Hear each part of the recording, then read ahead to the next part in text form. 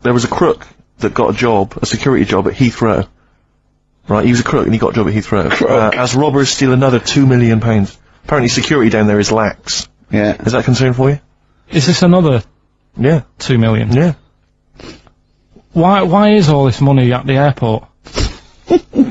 It's those sandwich shops. You know how they're really expensive, the sandwiches in, like, when you're in a plane? They're like £2.50 for tuna, which is ludicrous. Yeah. That's basically the reason. What do you mean, why is all this money at airports? What is it doing there? Why? Have a go. No, have a go answering this yourself. Why is anything at an airport? It's going somewhere. Or coming in from somewhere. Yeah, but money, you can sort it out through the bank, like phone banks and that. Have you done commerce? You know a lot about paying bills and writing out checks, don't you? Tell us about Kellogg's.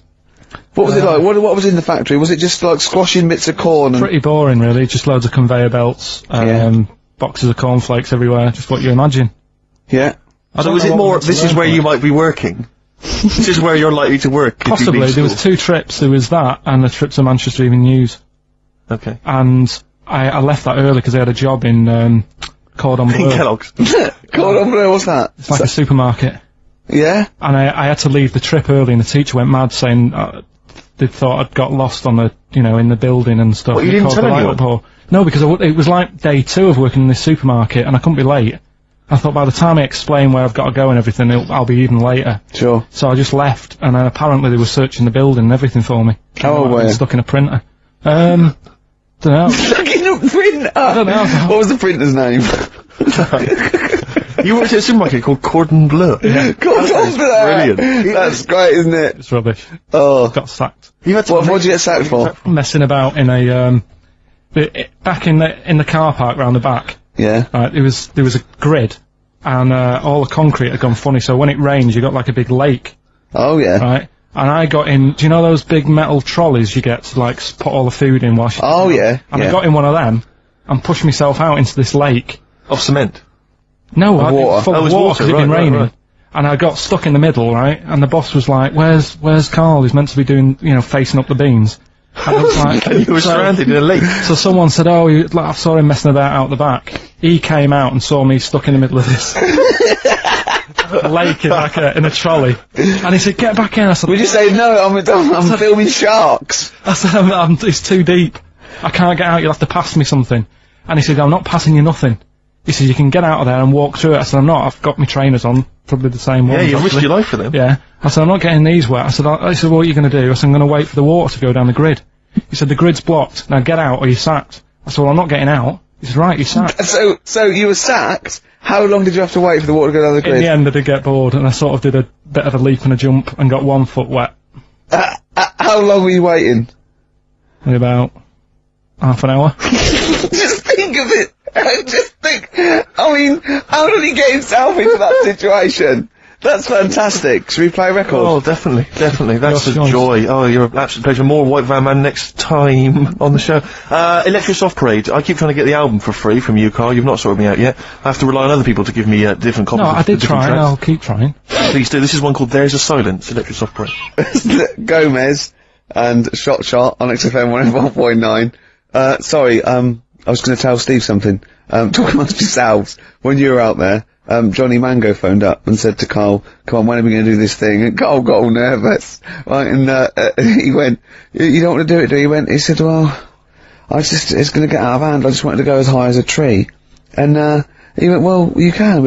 I'll hold you down with a rope. He went, yeah, but he said, but when the crowd are there and they're all screaming higher, I'll feel the pressure and have to go along with it. What crowd? What crowd is this? Higher. No, higher. We don't live in a medieval era. It's not going to be dancing bears and tumbling midgets. Well, I don't know, that's an idea. Hold on. If there's anyone got any of those. Some midgets would be amazing. Yeah. Definitely. Less balloons, cheaper to do. Oh, you're going up. No, you're going up with them. No, you're going up with them, not just, no. With a midget under either arm. It's brilliant. Yeah. Oh, dear. It's time for the re-education of Karl Pilkington. This week Karl was studying, the life and times of Winston Churchill. What do you make of it, Karl? What did Churchill do for you? Well, last week I made a bit of an error with Hitler. Yeah, you tried to remember too much, and it was way too much for me. Sure. So what I've done this week, sort of flicked through, got a few of them basic facts. Yeah. And what I've learned, right, bit weird the way all these people have something in common, that they're all a bit weird when they're younger. Okay. They've got some sort of illness. Go on. Well, you know, Rasputin, he wasn't well as a kid. Yep. Che Guevara. Oh, this is Rasputin the Mad Monk wasn't well. Yeah. Yeah. Che Guevara. Yeah. Asthma. Really bad asthma. Hitler. He was Only one bit mental. Yeah. Only one. His mother. He was a bit mental. That could be libelous. Yeah. And, who've we done? And Churchill. Yeah. Very weak child. Was he? He only spoke to his dad 4 times in his whole lifetime. Really? Yeah, didn't get on with his dad. Right. And I think one of the times when his dad spoke to him, he was having a go, saying he didn't do as well in the army as he wanted him to. Right. So that's pretty sad bit I picked up of it. Yeah. Anyway. So that spurred him on anyway. Yeah. I'm not going in all the ins and outs. Very important bloke. Okay. No, seriously, I mean, your dad bought the tapes, didn't he? Yes. And I can understand why. Because he did change a lot for us. You know what I mean? We wouldn't be sat here now talking like this. Why? We could have been German. Yep. He didn't let that happen. No. Everyone had a go at him, right? When I think it was Chamberlain who was in power, and he was like saying, "Don't be trusting that Hitler." Yeah. You know, and everyone was like, "Look, stop causing trouble." Chamberlain sorted it out. You know, he sorted out a peace agreement. Yeah. And he was like, "No, I don't trust him." And everyone's like, "Oh, you know, you're just causing trouble. You know, everyone else is happy." Then it turned out that Hitler did actually do the dirty. Yeah. And try and come over. I remember didn't he do something? He started a war or There was something. a conflict of some kind. Yeah. Started a problem. And everyone went, "Hang on a minute, that Churchill knew what he was talking about. Yeah. Yeah. Get him back in charge." Sure. And they got him in, and Hitler was scared of him because he knew that he wasn't going to be having any lies or anything. He couldn't try it on with Churchill. Yeah. Especially when he was a little bit pissed up and coked and with a big cigar.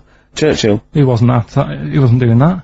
I think a lot were during the war, in the war cabinet. I think they had to have things to keep him awake all night and stuff, and he certainly liked a brandy. Rick, Winston Churchill was coked up, was he? I mean, sorry, this is something I wasn't aware of. If there are any historians listening, if I'm wrong, I'm Was that very in the sorry. World at War? No, I don't Winston think Churchill so. was- Any historians or experts on war? Did Churchill and not some of the other people during I think the First and Second World War take a little bit of cocaine? So when it said that Doctors certainly used to. Hitler liked cakes, would they be like the funny sort of cakes? No, he probably did like a little bit of Madeira cake. Right. Yeah, there's probably nothing like that. Sorry, carry on. So anyway, He beat the Bosch. yeah, did all that. Oh, that's steady on. His personal life's nothing to do with it. And the most amazing bit is, right, he wasn't fit, and he had a couple of Oh, strokes. he's a good-looking bloke in many ways. Well, he had a couple of strokes, but he had a stroke on, say... We've had that. He beat the Bosch. He likes to have a couple of strokes. Yeah. Let's not get into innuendo, Carl. It's stupid. Right, say he had like a stroke on a Tuesday. He was up and fighting again on a Wednesday. Really? He was a strong bloke. Yeah. And then he died at about the age of 86 or something. He's a good lad, wasn't he? He was really good. Yeah. So Is he the one you favour most of all the I'd ones? say out of all, I mean, Rasputin, I don't understand why he got, like I said, I don't know why they made a book on him. No. He just didn't deserve it. No. Che Guevara, you know, he had his time, I suppose, and did a bit good for certain people. Sure. Sorted Cuba out. Yeah. Doesn't really affect me. No. Hitler, I mean, enough said. Yeah. Bad bloke. Churchill sorted it all out. Yeah. And like I So said, your favourite out of the four of them, the of all those four, is Churchill. yeah. I think he's Brilliant. Brilliant. I agree. I agree with you, I think. What I love with your kind of sort of summary of these people's incredible lives is the way that it's almost like I remember in Lookin' magazine. I just remember Lookin'. It was the Junior Yeah, I TV remember Times. Lookin'. They used to have half a page, which was a comic strip, summarising someone's life. You might have, say, 5 Star, the story of 5 Star, Yeah. and he'd have a picture. I always remember the Roger Moore one. Was a picture of, like, Roger's parents. It was like, Roger Moore was born in 1930, Picture of Roger's parents. Roger grew up during the war. Picture of Roger running down the street, right, just as a school kid, with a Spitfire coming behind him like he was going to try and shoot him. Mr. Smith, surely. Exactly, Mr. Smith, yeah. Roger took up acting. Picture of Roger, like, acting. Yeah. Roger became James Bond. James Bond. Roger's now a popular, you know, star in his own right, and does a lot of work for charity. Brilliant. It summed up the whole thing in kind of I think they used to have that in, one of the TV Times or the Yeah, Sun. I remember sort of when it was, Tina Turner, born Sarah May Bullock, then it was Nutbush City Limits, stop hitting me, Ike. Yeah. And then, simply the best, and that was it. It was great. That's very much what the, how your summary of great events is. But I'd say if you didn't know about Churchill, you've learnt a bit today. I suppose so. Can people call in, to all these fellas taking cocaine? I think I'm right. It's 08700 800 1234. Yeah? Give us a call, XFM 104.9. Did Winston Churchill and various other dignitaries take coke during the war? During the war, saying up for the war effort, but emergency, summits and meetings, I think it was, I think it's been documented. I could be wrong. And let me tell you now, it's not happening today. He's there, isn't he, to save me? For Nancy, XFM 104.9. I'm Ricky Gervais, with me, Steve Merchant and Karl Pilkington. I'm getting excited now, because we've had loads of, calls and emails, not only backing me up, but going a little bit further. Apparently, Johnny Mango called in again. He's become our sort of official researcher on this show. There is evidence that, Queen Victoria in Balmoral, with a young house guest, Winston Churchill, used to consume cocaine-filled lozenges. So, there you go. Also, MDMA was a precursor of sort of ecstasy, a derivative, and, that was big in the day, giving soldiers, you know, a little, pick-me-up. So, it's not so mad, is it? It sort of makes sense, because he was into his speeches and that, and they say that coke gives you sort of, you know, the balls to stand up and say, like... Not that that's a good thing. And no, it's not. No. Definitely not. No. Right? But it apparently it makes you confident, doesn't it? So you can stand up and say, you know, we're gonna fight them on the beaches. Yeah. And all that, and sound like you mean it. Exactly, yeah. When he was sort of like, you know, a little bit pissed up with his cigar on, coked off his tits, he wanted to fight. He didn't care where it was. He'd fight on a beach. He didn't care. He didn't care if he got sand in his new trainers. Exactly. He was boozed up. Yeah. You want to fight? yeah. That's why he was coming hard. He was very much. You got to think of him as the Liam Gallagher of his day. Yeah. Oh dear. Are we allowed to talk about this? I mean, I don't mean in terms of referencing drugs, but are we allowed to, is this like libelous to Winston Churchill? One, you can't libel the dead. Yeah, but two, it's is that only in America? I'm asking, and we're not saying, you know, two, I think you're probably going to do also a fair comment. Three, we say we were joking. Yeah. 4, it's a satire. Yeah. 5, we love him. 5, we're not condoning drugs in any way. 6, it's his Dermot O'Leary show. I didn't have a go at him anyway. I said he's alright. If there's any law against Rasputin, we might be in trouble. Law against you did willfully Rasputin. Yeah. All over the airwaves. You did slag off Russia's greatest love machine. yeah. You didn't shoot him till he was dead, did you? Oh, put some poison into his I'll tell you this, if there's any other historical questions that people want answered, then we're the men, because really, with the three of us, our knowledge of the fact that the Hindenburg was filled with helium, the kind of coke habits and various drug habits of Britain's most famous, political leader, we've got the answers to all of it. Einstein. Go on. I found out in the week that he didn't talk till he was 6. See, it's all these people who are weird. Churchill couldn't read, could he, till he was about 8 or 9? Really? Yeah. So, there you go. He got a D in history, apparently, GCSE.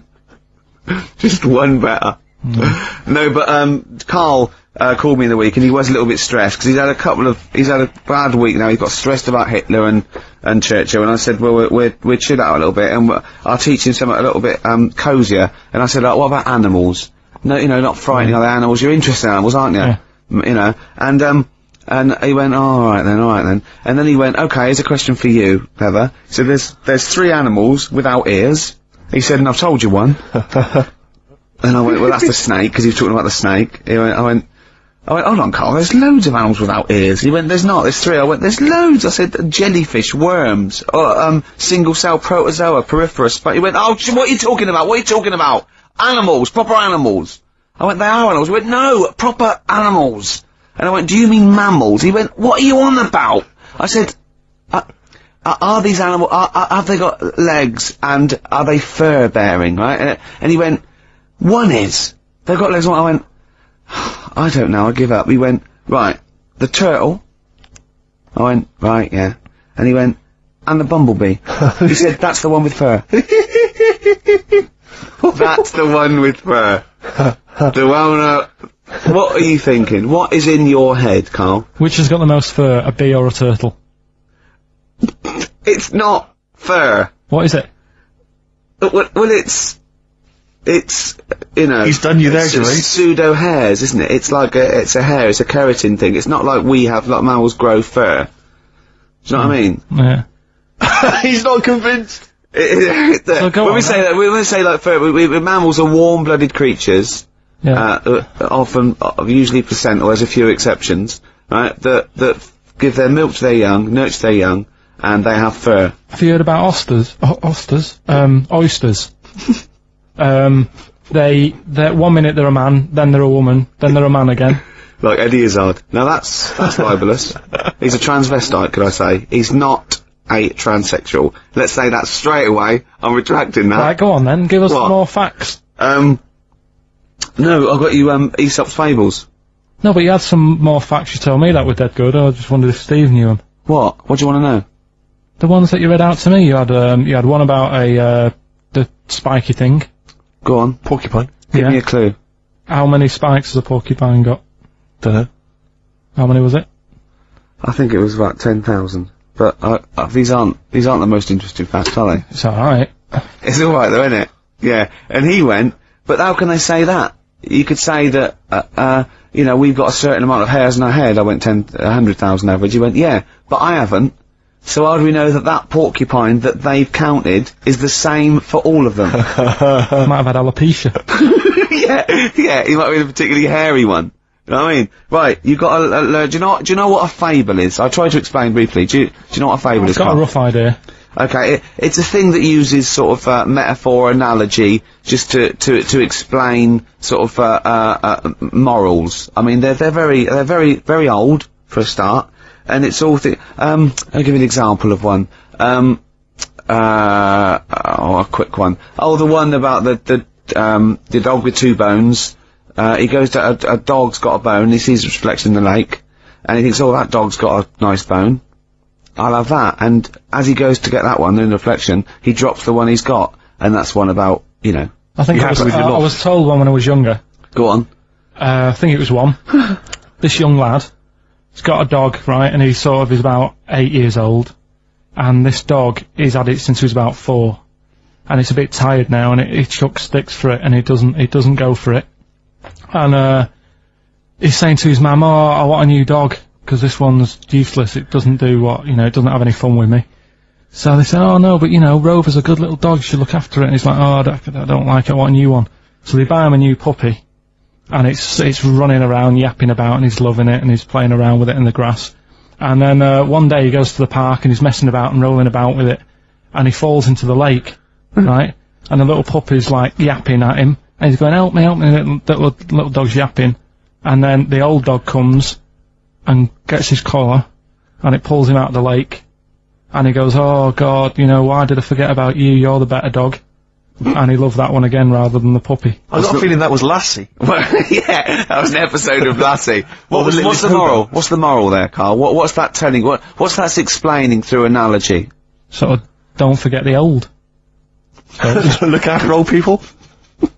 I remember there was one I heard once about a young boy who got trapped in a lake inside a cage. But he loved his trainers so much he wasn't going to get them wet, but even though he had to get out there, and even though he thought that was the important thing because it's material value, he actually drowned, and the trainers were no good to him then. Now I want to clear a couple of things up. Obviously me and Steve, we love Carl. This is the things we give Carl to read and talk, is not to embarrass him or stress him out at all. We genuinely like his view of the world. Yep. In fact, we did an interview yesterday with a bloke from the Standard who really liked the show and said, do you like Carl? Because you take the piss out of him a lot. You know, we just like to say, we love Carl. I said to that bloke, I said, it's like I've got a new kitten. I can't wait to get in and see his little face on Saturdays, didn't I? Yes. And, I think, I'm worried because I thought I'd give Carl something he was really get his teeth into with these Aesop fables. It involves animals and, you know, little stories. But I've given him a couple and he doesn't seem to be that impressed or understand the concept. It's just that you said you'd bring in an animal fact book as well, and I can't see that anywhere. No. Well, you can only read one book at a time, can't you? Why didn't you bring the other one in first? Well, it's big. I've got to work my way up to it. I'll probably have to get a cab, because it's a bit big. Now listen, I'll give this one. This is an easy one. Now just think, right? Think just what it means. They're not that hidden. They're not that cryptic. Just think what this means, okay? Okay. When the hares addressed a public meeting and claimed that all should have fair shares, the lions answered, "A good speech, hairy feet, but it lacks claws and teeth, such as we have." How would you use that? No, what do you think that means? This is translated from the, I don't know, Greek or something, I don't know. It was Aesop. Where's he from? Greek. Yeah. So, shall I do it in my own language? Okay, so what would happen if there's hares, and they have a meeting in the jungle with, like, loads of lions, and go, "Hey, hold on, wait a minute, I think we should all be equal and share everything, alright?" And the lions go, "Well, yeah, it's easy for you to say, we've got claws and teeth." Yeah. What does that mean? It's saying, like, course the hares want that, because it's better for them. The lions get nothing out of it, because they're already king of the jungle. That's right. So it's negotiating from weakness. Anyone can negotiate from strength, but negotiating from weakness is it's be lovely. It's a lovely utopian look at the animal kingdom. But the way you said it is better than the way they worded it. Well, that's because Ricky's very much the modern Neeson. I mean, many people have thought that. You know, that's why he's getting a lot of awards with the TV show. For him, that's a So look, I'll take that home and read ones you like, and tell me about the ones you like, ones that click. I don't care if you only come in with like one or two. Go, I'll tell you what, Rick, that there's one thing that I've learned from that. You know, because sometimes you can know all these phrases, and until something happens, you don't think, you know, everyone's heard, you know, I don't know, to err is human, to forgive divine. And then something, you know, might happen, and you go, oh, that's what that means, that's amazing. So, you know. Do you know any, Steve, offhand? What's that? A fable. Well, I would imagine that the most famous one I've always remembered is the lion with the thing in its hoof. Do you remember that? Paw. The lion, yeah, with the spike in its paw, and a smaller animal gets it out for it, but it still attacks it anyway. Well, that's life, isn't it? Well, I read one the other day, actually, which was very interesting. It was one that the famous film director Orson Welles said. Oh, yeah. Which he said, apparently there was a bear going across a lake, wading through the lake, and a scorpion said, well, let me go on your back, will you? Come on, just let me go on your back, we'll go across, it'll be brilliant. He goes, well, no, you'll just sting me. You go, don't be stupid, if I sting you, you'll die, and we'll both drown. And he goes, oh, fair enough. Who was doing the stinging? The scorpion. Right, okay. And the bear's wading through the water. Yeah. So the scorpion jumps on the back, and they wade through the water, and halfway across, the scorpion stings the bear. And the bear goes, well, we're both gonna die now. He goes, yeah, it's my nature. I thought he was going to say, I can swim. Oh, you're the best. What's the one about, Does that mean anything to you? It's my nature, i.e., you know, that's in my nature. That's the way it is. That's what I do, yeah. I'm a scorpion. Yeah. One of my favourite ones. These don't mean anything to you, do they? I mean, what I'm saying is you're not impressed by them. They're alright. What about this? What about this one? Here's one of my favourite. What? He said, well, why not just say, don't trust bears? The bear's the one that was too trustworthy. Don't trust scorpions. Yeah.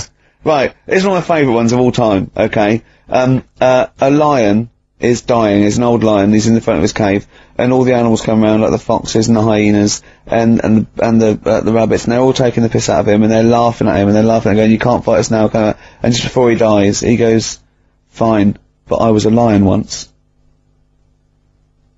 What does that mean? Don't know. Well, he's saying, it's better to have lived and had what I had, because I was great, if only for a short time, and you lot are still alive, but you're nothing. You're rabbits and hares. I was a lion once, so, you know, Are they always using animals for these stories? Well, yeah, I could change it to refrigerators and household appliances if it would make it help, but animals, you know. I remember the one about being ill a lot, and you say something about, Go on. you know, if you keep doing that, if you keep having time off, well, I won't believe you. That's the boy who cried wolf. Is that right? Yeah. Do you know that one? Have you heard the famous one? This is probably the most powerful one. When you're pulling a face, and they say, well, if you keep doing that, the wind changes. I've heard that. Like that. Because you know that's scientifically proven. That is. That can happen. That can happen. Should we have hip hop hooray? Yeah. Are you queued up for that? No, but go on, you, Carl, sort it out, mate. I was gonna... No, come on, this is what I asked you to play, mate. If you've not, you know, you're getting too big for your boots now with your showbiz lifestyle. You're not paying attention, are you? You're not playing the record if we want you to play. Heat magazine's favourite. Yeah. Okay, so, you dropped that, you've embarrassed that's clumsy. Oh. You know, you're, you know, with the big... I can't believe you know, Fables are great. He's not impressed, is he, really? No, I am. I mean, you know, once I take this book home tonight and that, have a read, I might change my mind on them next week. You're coming all stressed. I'm not impressed with the ones you've been talking about, I must admit. Okay. Okay, this album is by this group Nerd, who are big hip-hop and R&B producers in the States. Yeah. We've played a track from them in the past, Bobby James. This album's been re-recorded, I don't know why exactly, with live instruments. You don't get many R&B and hip-hop records now with live instruments, so it's pretty... It's all computers, isn't it, Steve, these days, and drum machines. And there is a forthcoming single. I suspect it might be this track, Rockstar. I'm not going to play that, I'm going to play track 2, Things Are Gonna Get Better. True enough. Yeah? Well, I think that's just time for some interesting facts that Johnny Mango, our researcher from loosecontrol.com, has emailed us. A few familiar ones, favourite ones of yours, I think. Any ones I don't know, though? I think you know this one, don't you? A pig's orgasm lasts for 30 minutes. I know. And a pig can't actually look directly up. Wouldn't have thought so after 30 minutes of coming. No, absolutely. Daddy, be careful here. That's incredible. Remember what happened to Tom Bins? Go on. Humans and dolphins are the only species that have sex for pleasure. Bonobos do as well, they've rediscovered. Which is a Bonobo? A chimpanzee, like a chimpanzee. Right. So, yeah. So it's 3 now. Can't believe dolphins are getting They're 3, they're all at it now. Dolphins yeah. Polar bears are left-handed. Yeah. True, yeah. I don't quite know how they work that out. Did they give them spelling tests? Or writing tests? Oh yeah, they probably just do it. It's probably the paw they use to hide up the black nose during a hunt. Of course, of course. Some lions mate over 50 times a day. Yeah, not every day of the year. Okay, they don't do that every day. No. Okay, because again, I'm worried. No. You know, I didn't think that dolphins... What day of the year do you do it 50 times? What is it? It's coming up to it. It's April, isn't it? You'd like to get out there. I have a special day, yeah. Yeah. Maybe we could coincide that with the balloon event. It'll just be me quietly humping in the corner. Volunteers, welcome to email now, you know. And all the proceeds go to charity. If you are a desperate lioness. Exactly. Yeah. Butterflies taste with their feet. I didn't know that. Interesting. I didn't know that. That is interesting. But they don't eat much, do they? Because they only live a day. Good point. They wouldn't need to eat. An ostrich's eye is bigger than its brain. Yeah, I knew that. Yeah. That's extraordinary. That is, yeah. And the, But Carl, how big are your eyes? Cruel. Finally, I think we've discussed this before, haven't we? A cockroach will live 9 days without its head before it starves to death. Yeah, that's only because it can't get water and food. Yeah, it would be quite happy going around doing its normal things. Yeah. I mean, probably can work. If you're just as good without your head as with your head, may as well not have a head. I don't see the point. Well, that was thanks to Johnny Mango there of what's his website called? Who's turned into a sort of volunteered researcher. Yeah, he's very fast. Loosecontrol.com. Can I just say as well, we've had lots of emails from different people just saying they enjoy the show and offering little tidbits and things. Nick Wilson, Sarah and Lauren, Ken, Dan, Jane. She wanted some Ash. We didn't play Ash. Never mind. Lee, Jez, Derry. There's loads of people there. Well, I'm gonna again. We were talking earlier about you not caring about being like a geek or a freak or not trendy. No, I'm just saying. I am trendy. Yeah. And I know, yeah. And I'm going to play a bit of an easy listening. I apologise to those people who still tune in and expect to hear 2 hours of new metal or Gorillaz. And this is a very old-fashioned, lovely tune. It's Bread. I hope you enjoy it. Ladies and gentlemen, please welcome to the stage, Bread. New Order, here to stay on XFM 104.9. I'm Ricky Gervais. We're here to stay. Yeah. For the next 2 hours. Yeah. All right. That's Steve Merchant there. Hello there. We're with our producer here, Karl Pilkington. We'll be talking to Karl a little bit later because we've got to have his thoughts on Aesop's Fables, continuing the education of Karl. We've got some great music coming up, haven't we? Good music.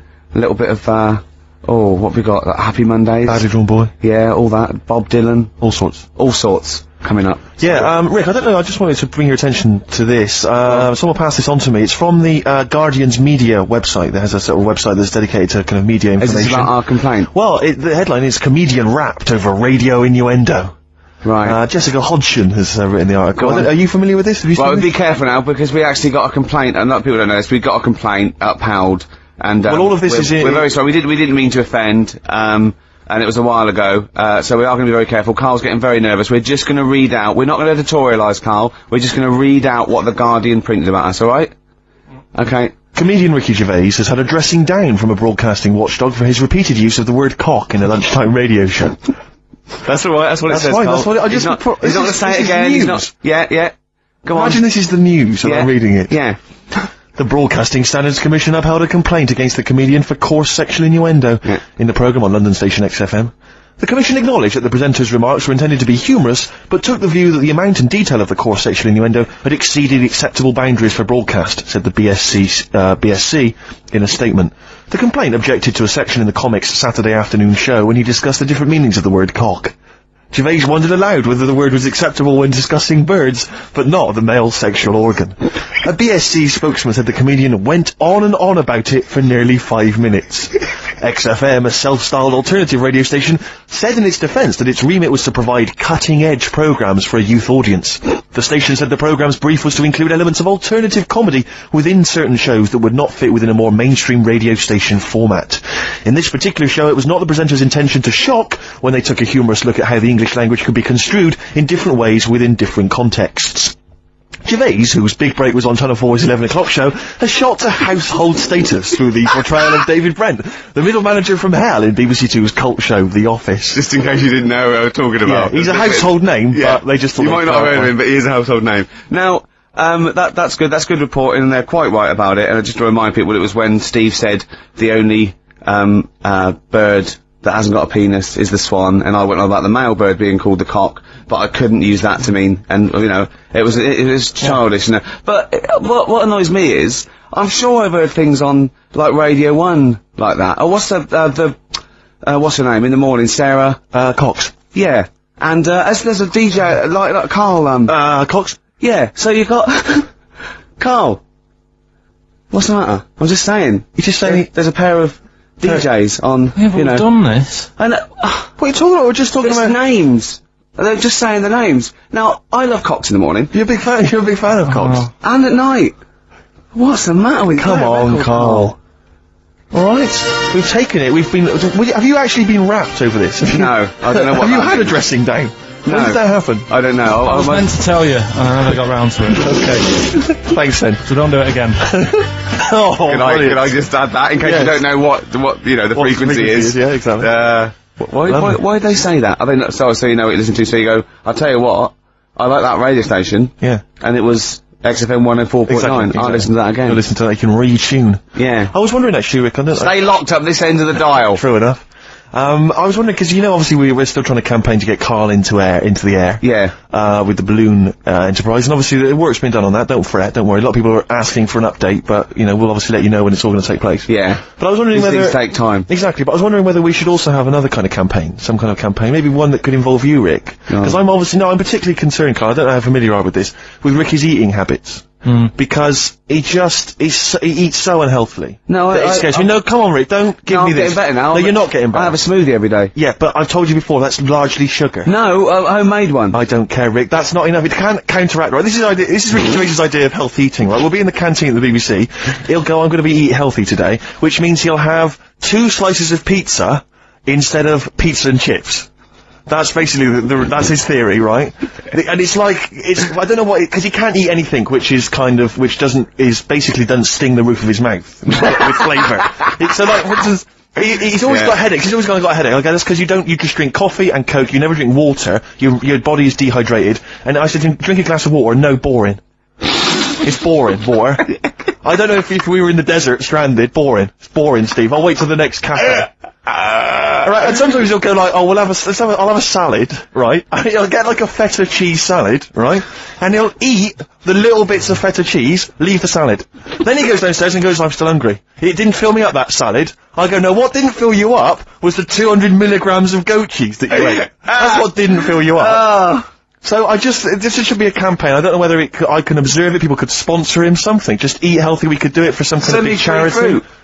I don't think the fruit's the issue, Rick. If you mash it, I'll eat anything. Rick, I'm not saying that you don't eat a certain amount of fruit, I'm saying that everything else you eat is unbalanced, and it's just rich with fat, and it's awful. Yeah. It's sausages, it's beans. You're such a working class scum, aren't you? It's the smell of chip fat is all around him. Do you know what I mean? It's like, even when you can't smell it, you know it's there, seeping through his veins. I imagine when he was growing up, it was just chip fat. It was. In the house, just a big... It was. Oh, constantly boiling. There was always chips on with everything, Exactly. yeah, or fried. Do you want Weetabix in the morning? Deep fat fry that. It's such scum. And now it's like, oh yeah, my palate, you know, I can't eat anything. It's got no flavour. Everything's got to have cheese on it. Sprinkling Parmesan cheese. More Parmesan cheese. And if someone, like, doesn't give him, like, a whole tub of Parmesan cheese when you're in a restaurant, even though he's ordered, like, a lobster or whatever, he's like, he sort of has a go at the waiter, or, like, not to their face, obviously he's too much of a coward, but he'll say to me, like, he should have left the cheese. They so cheat with the cheese. They don't give me any cheese. He just gave you 3 bucketfuls. Oh, it's a cheese. They should... More cheese here.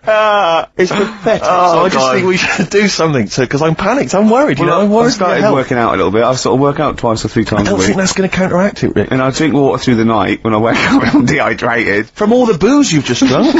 Yeah, and I have a smoothie in the morning, don't I? You know what my views are on the smoothies. I don't think that's counteracting. You're anti-smoothie. You're anti-smoothie. Because I don't think it's counteracting all the other You have got a problem. There's nothing wrong with the smoothie. Right, fine. Okay, well, if you're happy to carry on as you are. Yeah, go on. Badly Drawn Boy obviously has done the soundtrack to this new film, About a Boy. Yeah. Which has got Hugh Grant in it. And obviously, this current single, what's it called? The current one that's out? The Silent Side. That's currently, obviously that's being played on XFM. But this is another track from this album, which is the soundtrack. Lots of kind of, little bits of filler, bits of musical instrumental stuff, but all of it's very nice. This is a cracking tune, track 3, Something to Talk About. Lauren have emailed in, they said they wanted something from Elliott Smith or maybe Jimmy Webb.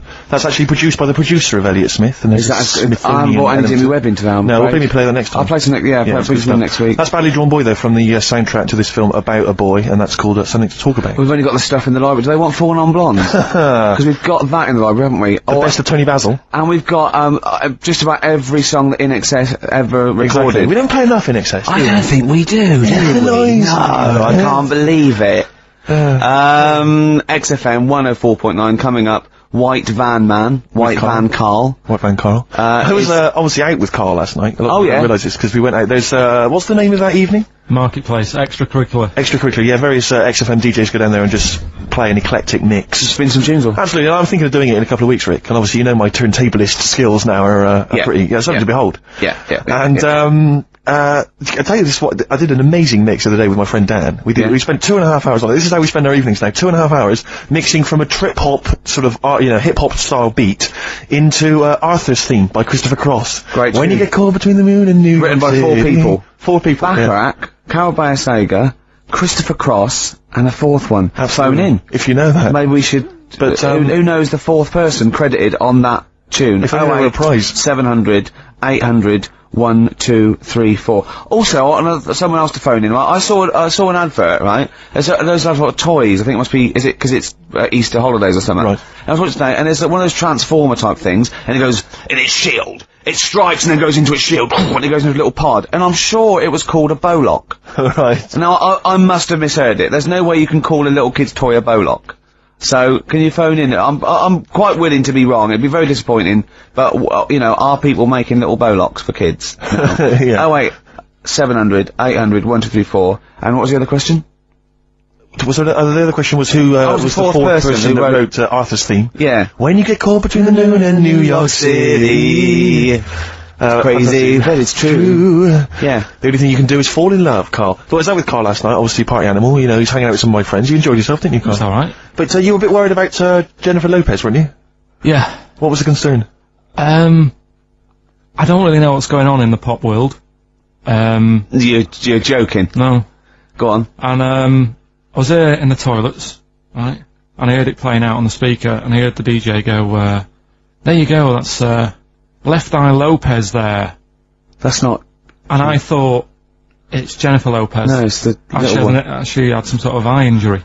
That was you thought he was breaking the news of Jennifer Lopez losing an eye by calling her Left Eye Lopez? Yeah. Yeah. That's genius. Don't worry, we put him right, it's okay. Yeah. He slept easy. Yeah. But you were worried for a while, weren't you? You were anxious for a while. I had no idea, and the thing is, I heard that on like Thursday, so for like 3 days I've been thinking... You've been panicking? Why she called that? Because she changed her name before, hadn't she, to J-Lo or something? Yeah. So I thought, Yeah. has she got some people after her? Does she owe someone money? Keep changing her name. That was What by Gabrielle and Rise. Anyway, more music, Rick? Oh, I'd love to. So, what have you got lined up there, Carl? Beta band. Oh, yeah. Sweet. Sure. Massive respect. Yeah. No, Jew, yeah. 104.9. I'm loving this, Steve. It's a lovely day. Yeah. We're playing some great music. We're playing some great tunes, aren't we? Absolutely. We're having some great chat. Yeah. So, let's carry on. Let's continue. Well, absolutely. Well, obviously, Carl was out with me last night, and he saw that I'm, he knows I'm a ladies' man, and that was obvious, Carl. You could see the vibe around me, couldn't you, when the chicks were talking to me.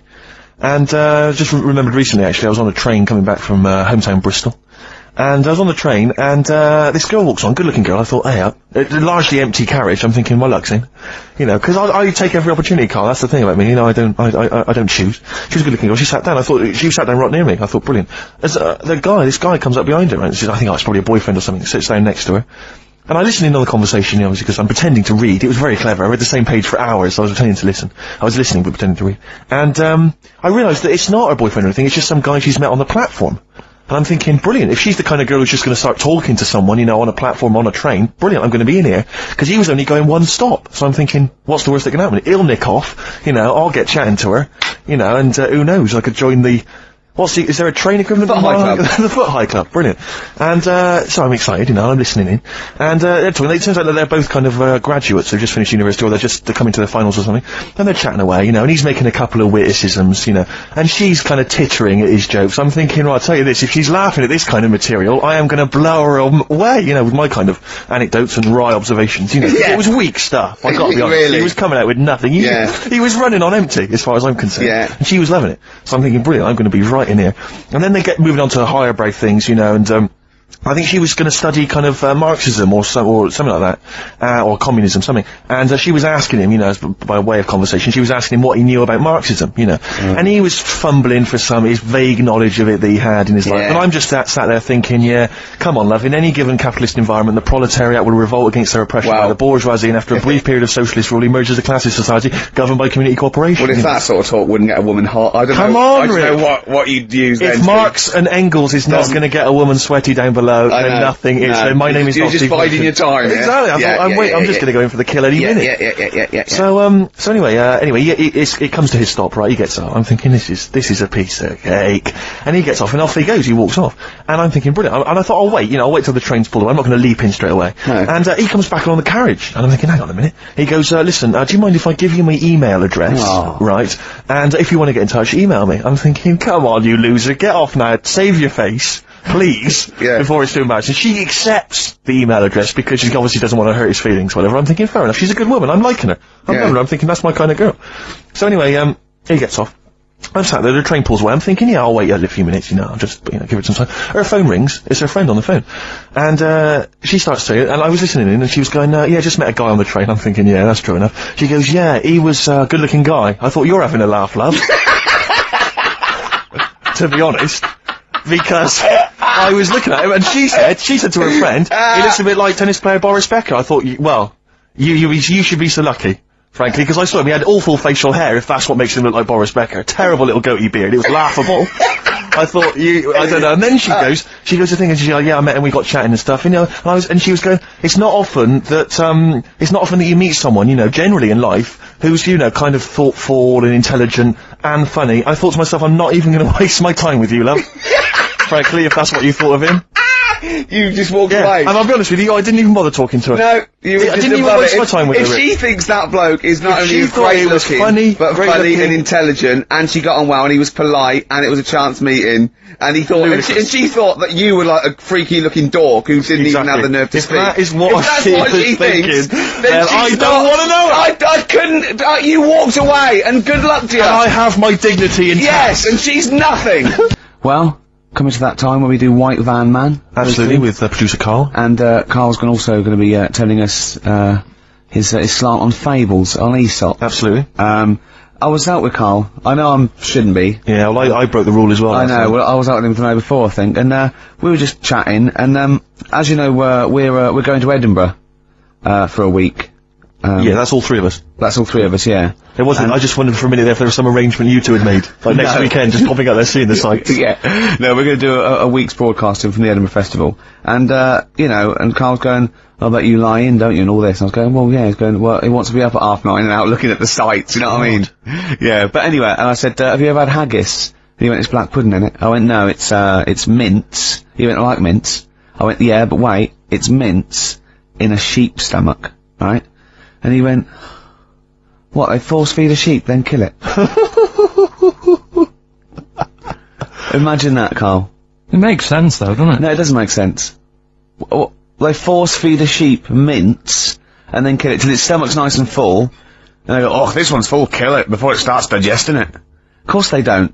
It's a membrane and the other one, he was talking about, like, he likes Richmond Park. He goes, I like to see all the deers. I went, it's deers, plural, you don't need to say deers. I try and educate whenever I can. What's that one? I said, that deer is already plural. Yeah, deer is plural. I said, you know, like sheep or fish, so you can say fishes.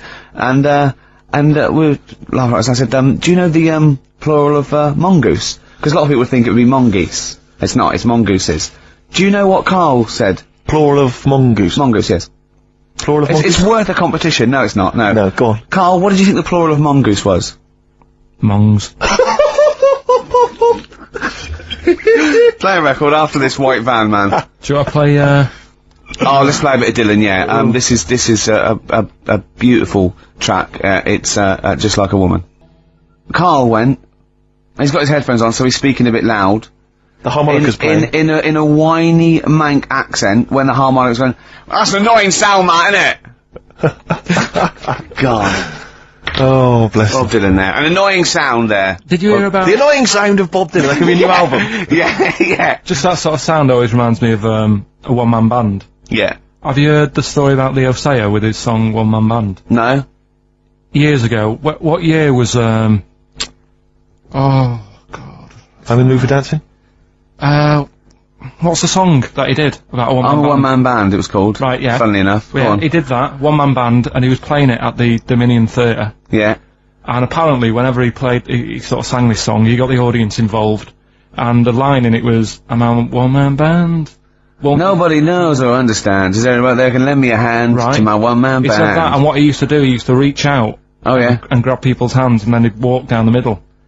Anyway, he said, well, anyone lend me a hand? He stuck his hand out, grabbed like a hand, and was walking down. Everyone looked horrified. And some woman who had like a plastic hand, it had come off. And he was walking down the middle of like Dominion Theatre with his plastic hand in his hand. And he said, oh, it's a moment I won't forget. He knows how to tell a story, Leo Sayer. Right, well, it's time for White Van Man, which is where we ask Carl the questions that the Sun asks someone else. Exactly. It's an article in there where they ask them, you know, typical man on the street, the big questions of the day, gives them their platform to the nation, and we think this is just too good to let out, because we only care about one person's opinion in the country now. That's true enough, Mr. K-Man, and there he is. There he is, right. Carl, your thoughts, please, on Kylie Minogue slagging off Britney Spears for ignoring her fans at her premiere. Are you aware of that story? No. She got booed at her premiere of her new film, Britney, because she'd left her fans waiting for like an hour. Some of them had travelled up from Bristol, other parts of the country. 3,000 of them. Loads of them screaming for her. She just went straight into the theatre an hour late, just gave them a quick wave and straight in. Didn't even bother to shake their hands, sign any autographs. So they were booing. What do you think of that, Carl? And Kylie's obviously said that was actually outrageous, you know, and you should treat your fans with respect. What do you make of it? So she did wave. Like. Yeah, but literally as she was walking into the theatre. Was it raining? No, I don't think it was. He's like a defence lawyer. Yeah. Who hasn't really read the brief. He's just winging it. Judge's first joke, was it raining? No? Oh, shit, I was relying on that. Was she running late for the start of the film? Yes, but that's her own fault. I mean, the people are inside, they're not going to start the film without her. It's Britney Spears. Yeah. She could take some time out. You know, when Tom Cruise came here, he spent like an hour and a half shaking people's hands, talking to people on their mobile phones, all sorts. That's Tom Cruise. He's a bigger name than Britney. I know, but... He's a smaller person, but he's a bigger name. What do people want from people? Do you know what I mean? Yeah. An autograph, things like that, a photo. This one's going nowhere, Steve. Is there another one? Fair enough. Yeah, you know, it's not bad. If she had more time, she might have done it. I bet she would have done it on another day. I mean, I'm not feeling too good today.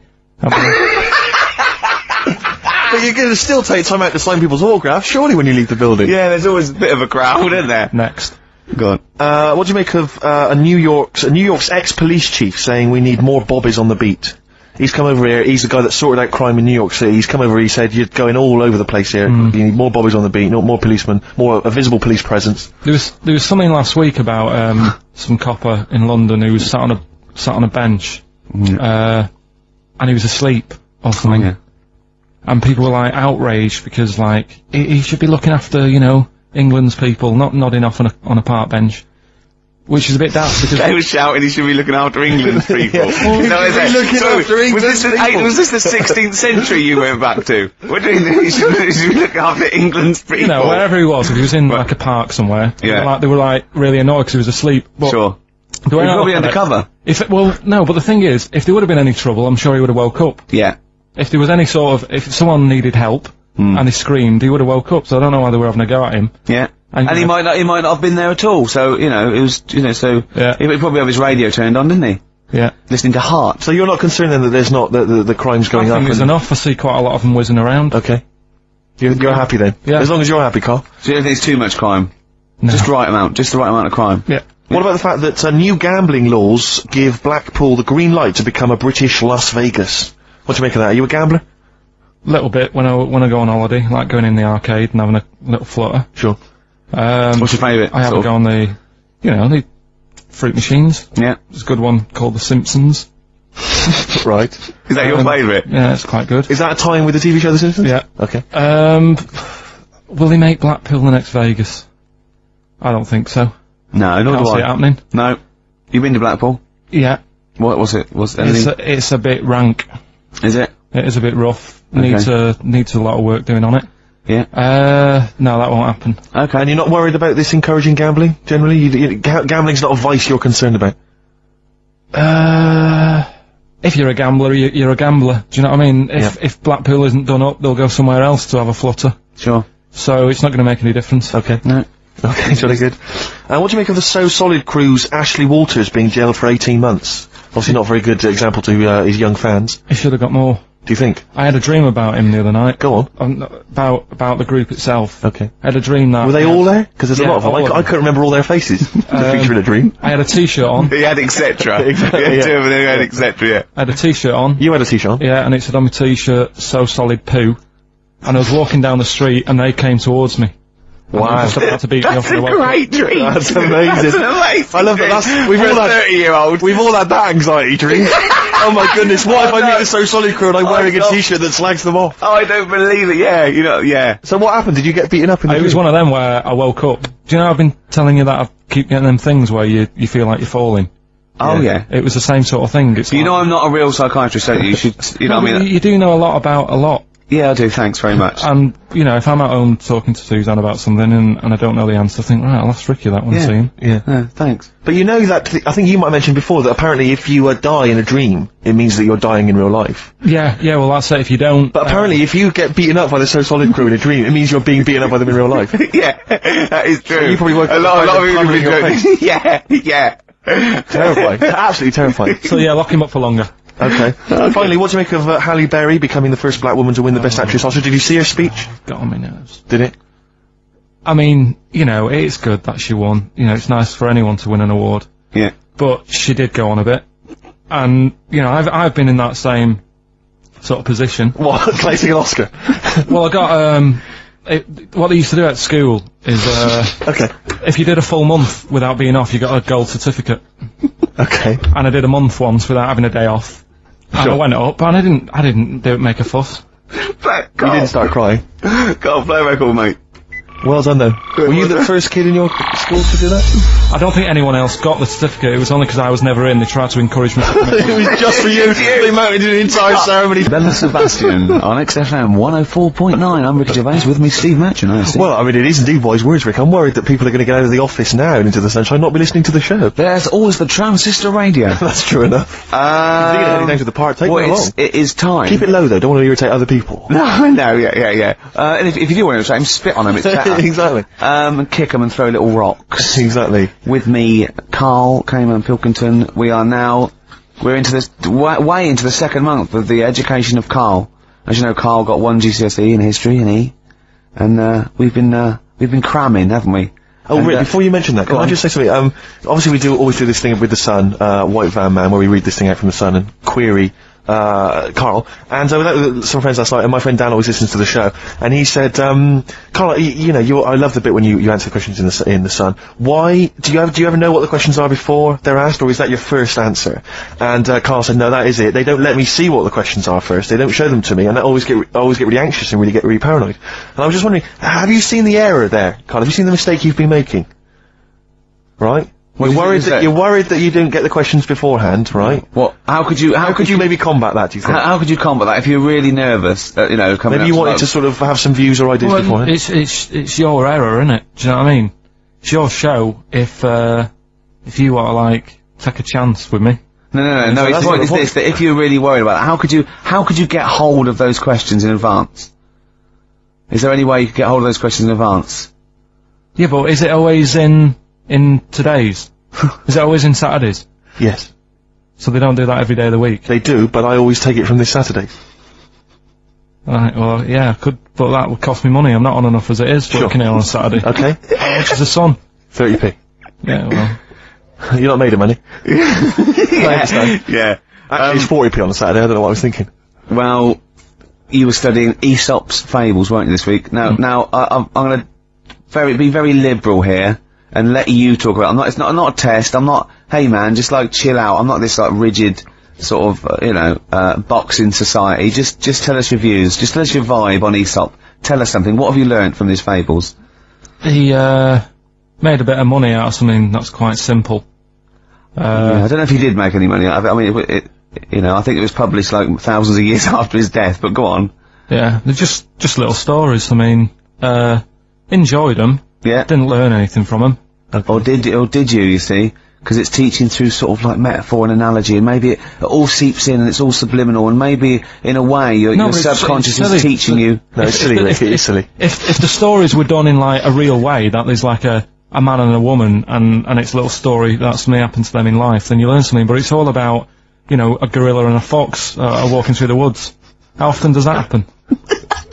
Sure. So you're saying if it was more like if it was more true to life, if it was more like real stories, like a kid on his grifter and a magpie pecking at his head, or two frog boys with webbed hands. I mean, if it was real stories from real life that people could believe, actually happened, maybe it would teach us something. But why not do that? Like, take a real situation, say like the So Solid Crew guy, yes, going down for carrying a gun. Use that in some way. Do you know what I mean? As a warning, maybe about carrying guns? What about something like, if you carry guns and that is illegal, you could have some sort of punishment?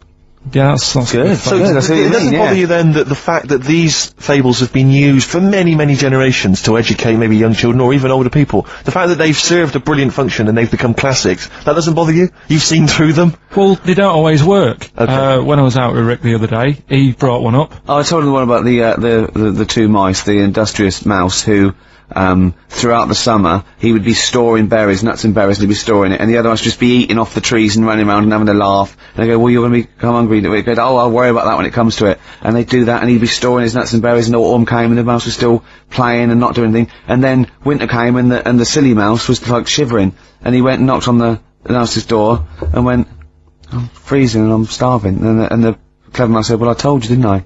You should have been storing your nuts through winter like I did, come in and share mine. And, what did you say, Karl? Well, and the moral of that is whatever. Just be careful. But my thing is that it's not very good, because the moral of that is do what you want, and there's always a do-gooder, a share there. So, sure. Yeah. But the way I think, which is more sort of 2002, the ending should have been, the guy with all the berries should have, been going, oh, I'll be alright come the winter. I've got loads of food, I'll be safe. But then, as he's going into his little hut at the beginning of the winter, some sort of bus or something comes and kills him. Right. And it's like... You should have partied hard, because you might die. Yeah. Enjoy life whilst you've got it. Yeah. Okay, and if winter comes, just starve to death. Well, worry about tomorrow. Okay. I'm wondering if there's a new book here. I really am wondering if there's a Karl's Fables. He's been coming out with the Sun all week. He keeps going, well, that's a fable, isn't it? Yeah. So what's your favourite fable in there? Have you learned anything from this book? Is there one fable you liked? Yeah, I mean, What did you like? they're all alright. What did you like? You're throwing it on me now, there. Didn't you like one about a crab, you said? No, that was the one about messing about on a cliff edge or something. Don't mess about on a cliff edge. Well, What was that? I don't know. There's not many around here, so I didn't take much interest in that one. You know what I mean? God. Um, I'm doing my best here. I'm You don't dying. remember yeah, any? here's one. Go Yeah, on. here's one that was quite nice. There was a belly, you know, like your stomach. Yeah. And it's this belly on a pair of legs. And the legs was saying, I'm more important than you because I carry you around. And the belly said, yeah, but, you know, if it weren't for me, holding all this food, you wouldn't have the energy to walk around. Yeah.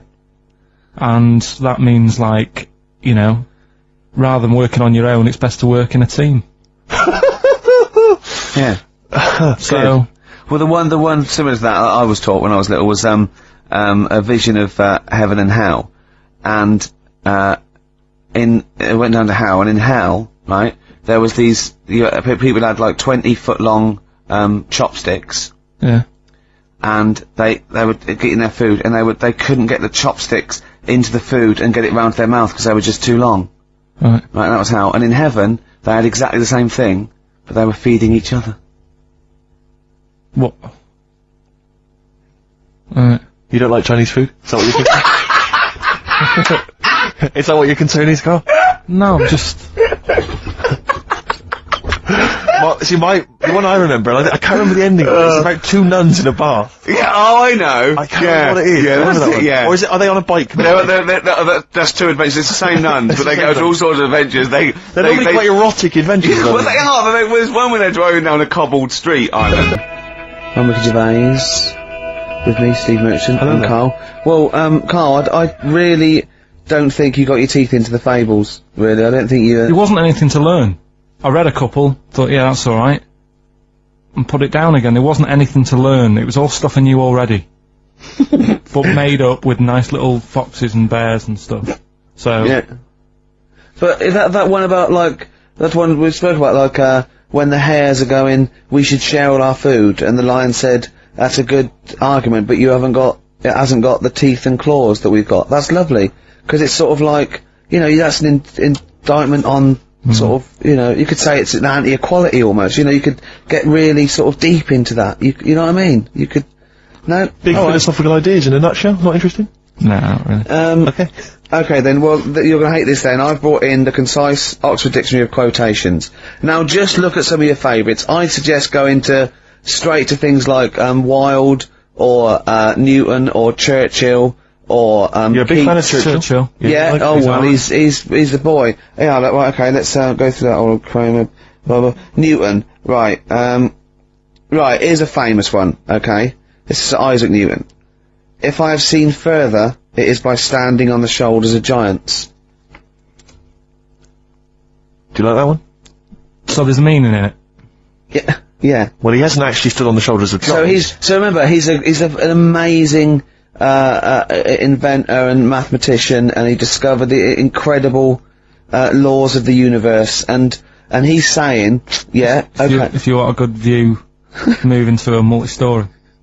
He's saying, right, if I have seen further than the people, and he's being modest here, it's because I've stood on the shoulders of giants to get that view. If it weren't for all the people that have come before him, with their great insight and knowledge, he wouldn't have seen what he's seen. He's taken his learnings, and those people have given Why him just say that?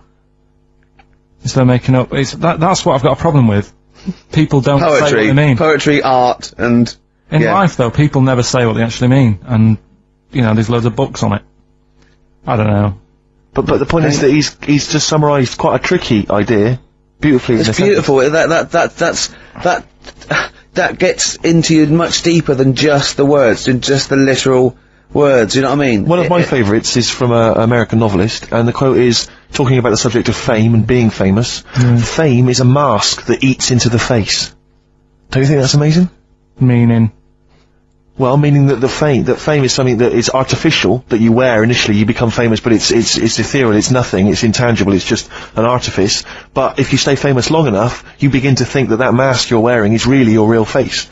So that you begin to, you know, think that you are more than you perhaps are. Do you see what I mean? In the way that fame and power can corrupt. Oh, who said that? No, it's an American novelist, I forget his name. Yeah, it's alright. Yeah, there's something in that. Yeah. Okay. Pick another one, right? Yeah, let's have a look. Bernard Shaw, he's no slouch. I think maybe when you take this book of quotations home, Karl, you should maybe just draw up maybe a list of 3 or 4 of your favourites and tell them next week. Why do Shaw, Wilde, I look at Shakespeare as well, you know, he's... Are you a fan of Shakespeare? No. Go on, what's your problem with it? Just, the way they speak. Can't follow it. Yeah. Yeah. Do you like West Side Story? It's really old as well. I can't relate to it. It's like years and years ago, isn't it? That's why I like Churchill. Because 1940s. Yeah. Look at this. This is Shaw. Okay. There are 2 tragedies in life. One is not to get your heart's desire. The other is to get it. Again, how would you see that in your little? Well, that's one homework then. I'll mark that. That's your homework. You got to work that out. You got to tell me what you think of it. Say again? Don't ask Suzanne. It's there. Right. There are 2 tragedies in life. One is not to get your heart's desire. The other is to get it. Okay? Take that home with you. And we'll be hearing Karl come up with some amazing quotations next week. Yeah, pick out your favourites. Now I'd like to play a song for the lovers while he's thinking. No, I don't think we've got the lovers lined up. Oh, what have we got? Bit of hip-hop. It's hip-hop hooray. Oh, is it? Yeah, everyone's a big fan. I played something from this last week. It's this new album from Nerd, In Search Of. It's been re-recorded by the lads, I don't know why.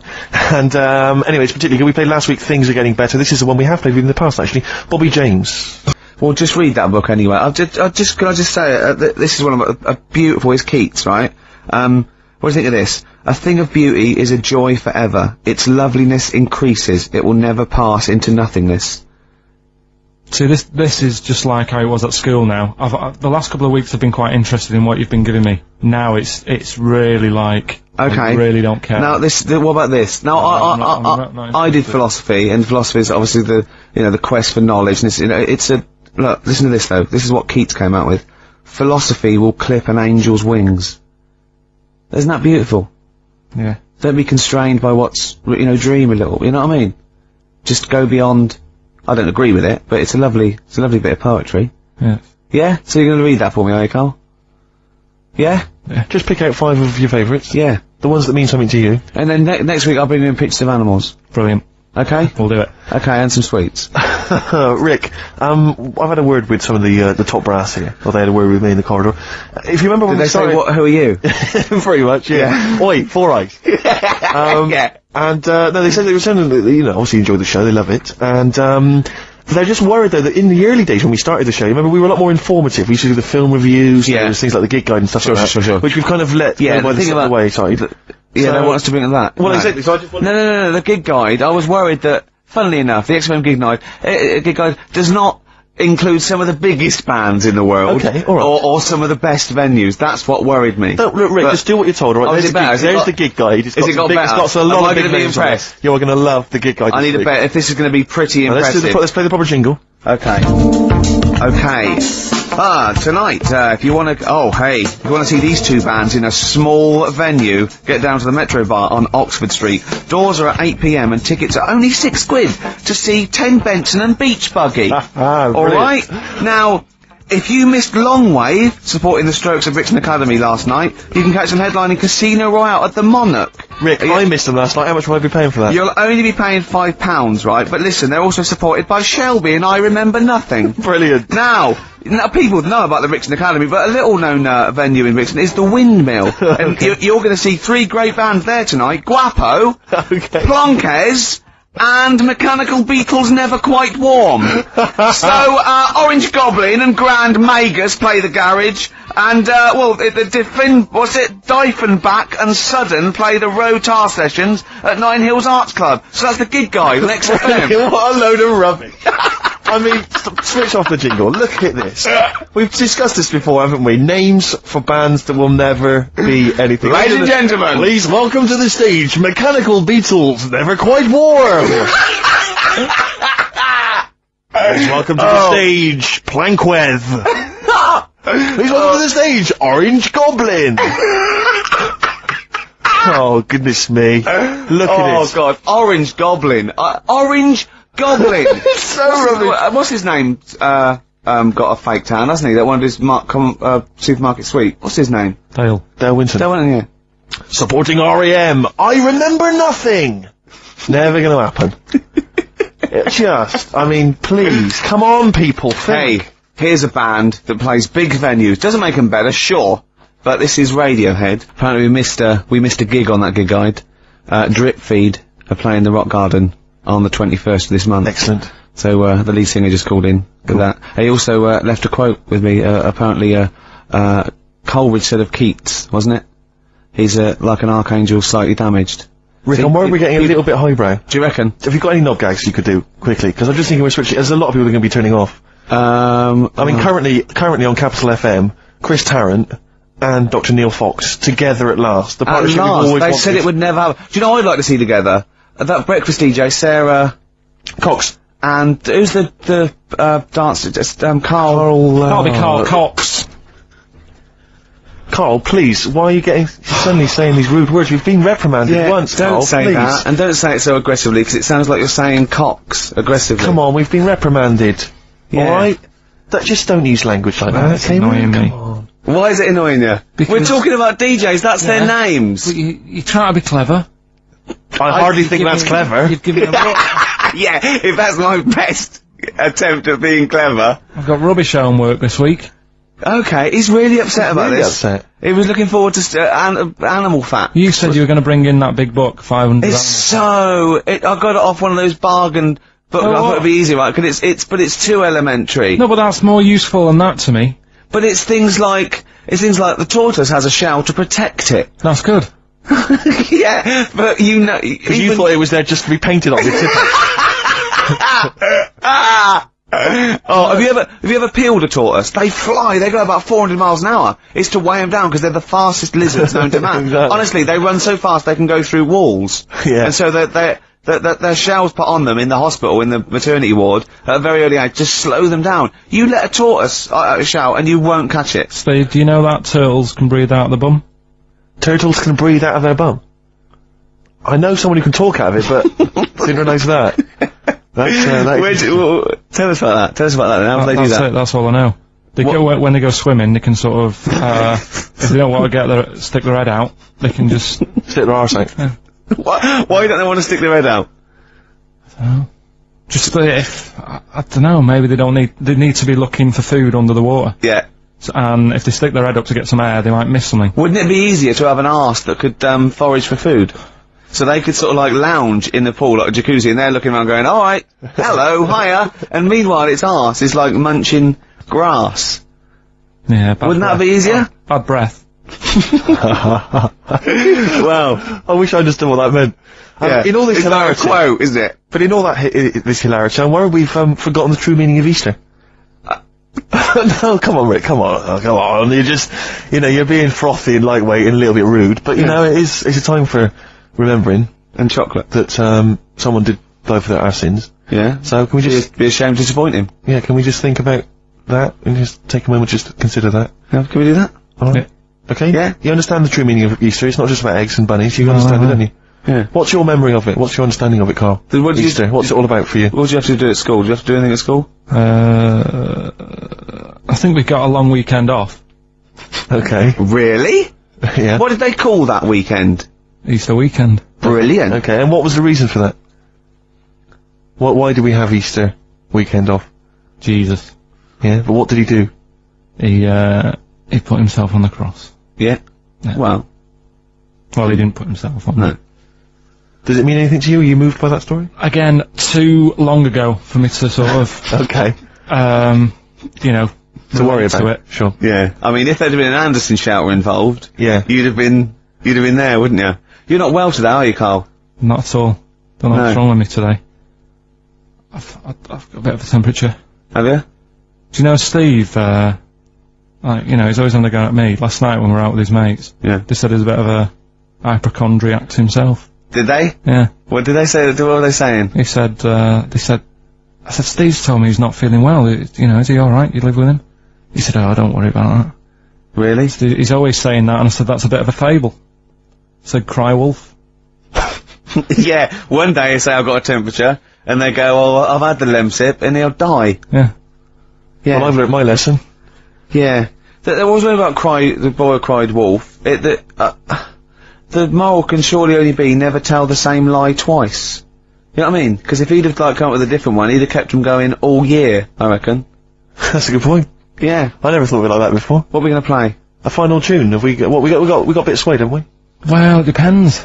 Let's get a bit of Suede in and song for the ladies. Let's go over. You can't What's go. what is the it? ladies is very short. It's only the football. Don't say that. Yeah, give us your song. What's the football? What's the match? What's this? The gig guide is Long Wave and Guapo and Plancos. What's this? What's the football match?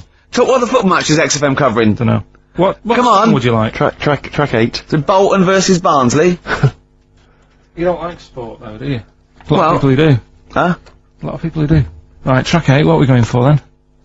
We're going for, it's a bit of Stevie Wonder. Yeah? And, I think it's quite a short song though, Carl. Are you sure? No, that's cool, yes. It's okay, you're okay, are you? Yeah. So this is the final song, is This lost a lot of energy, this show. This is it. I mean, the first hour and 40 minutes, I think, was dynamite. I think the last 10 have been, But I flagging. think Carl, he was full of life, you know, he was answering the questions and stuff, and now And he got fed up with the quotations. He didn't like us mentioning